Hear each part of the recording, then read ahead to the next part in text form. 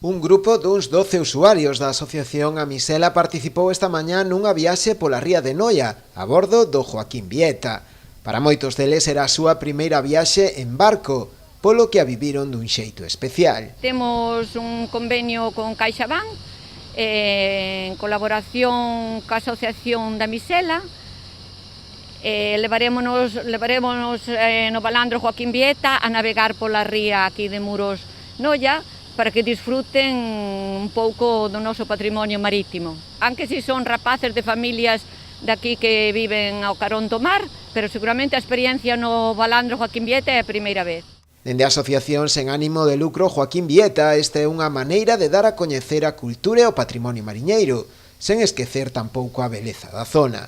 O noso obxectivo é dar a coñecer ás persoas o patrimonio marítimo, como eu defino, o noso balandro é como un museo navegando, flotante, para compartir ca xente o noso patrimonio, que temos non solamente do mar, tamén da carpintería de Ribeira, da nosa etnoloxía, todo o noso patrimonio cultural.